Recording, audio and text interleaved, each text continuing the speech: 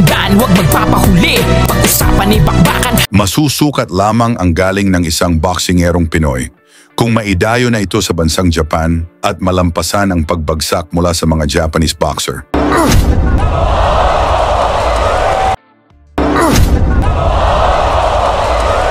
Katulad na lang sa ginawa nitong bata ng 2 Division World Champion na si Jerry Peñalosa, kung saan pinabagsak nito sa round 1 ang mga Japanese na boksingero sa harap ni Naoya Inoue. He's really throwing his punches. Oh, wow. Yes. Siya ang undefeated champion na si Kenneth Lover, may 14 na panalo, walang talo at 9 na knockout ng General Trias Cavite na lumalaban sa bantamweight division. Hindi na tumitigil si Kenneth Lover.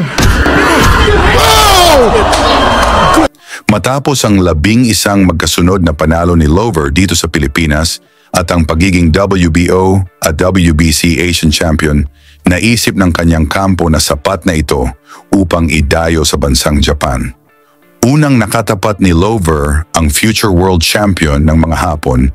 Ito ay si Tulio De Canarudo sa laban sa Sumyoshi Sports Center, Osaka, Japan para sa Oriental and Pacific Bantamweight Championship. Naging agresibo kaagad si Lover sa pagbukas ng laban, hindi na tinagsasigawan ng mga Japanese fans. Nagpakawala ng mga solidong suntok, dahilan upang bumagsak agad si De Canarudo. That is a jab in a straight from Jaber. Good setup with the hook. Papasok and down goes Tulio. Down goes Tulio. Bagsak po ang kalabang Hapon. And that is it. Dito na agad natapos ang laban at naging bagong OPBF champion si Lover. That is the makings of future world champion. Upang makabawi ang mga Hapones, nag-offer ito ng malaking pera at pinabalik si Lover sa Japan upang itapat sa kanilang pangmalakasang pambato. Ngayon lang, Marso 24, 2025, nagbalik ang team ni Lover sa Japan at hinarap nito ang kanilang malakas na knockout artist na si Keita Kurihara na may 19 na panalo at 16 na knockouts sa kanyang kartada at isang OPBF Bantamweight Champion. Ngunit tulad ng kanyang naunang laban sa Japan, tinapos pa rin niya sa unang round si Kurihara. Relaxed, very patient, very confident dito sa laban ito, which is good. He's using his... Mula sa isang malakas na suntok ng Pinoy, bumagsak si Kurihara. Sinubukan niyang bumangon pero halatang nasaktan. In and out, yung labas-pasok niya. He's really throwing his punches. Oh, wow. Yes, that's wow. Dito na siya binanatan ni Lover. Mula sa mga kombinasyon ng Pinoy, muling bumagsak si Kurihara. Hindi na tumitigil si Kenneth Lover. Wow! Hindi na tumitigil si Kenneth Lover. Wow! Nakatayo man ito, ngunit dito na tinapos ni Loverboy ng Pilipinas ang kanyang paghihirap at nabawi ni Lover ang titulo ng Haponis sa harap ni Naoya Inoue. That's it! Wow! That's it!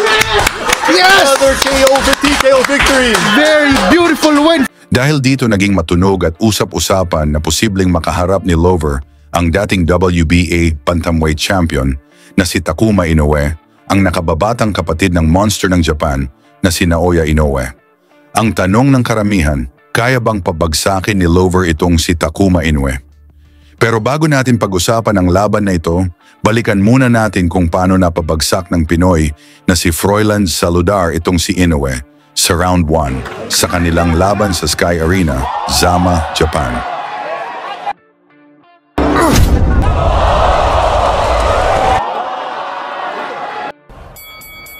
Sa pagbungad ng unang round, sigawan ang mga Japanese fans para sa suporta sa kanilang champion. Ngunit hindi nagpatinag dito ang Pinoy na si Saludar na naka-blue trunks.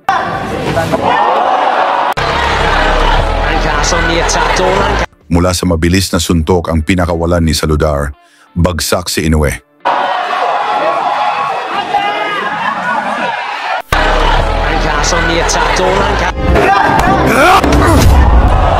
Ngunit tumayo lang ito agad at nagpatuloy sa laban.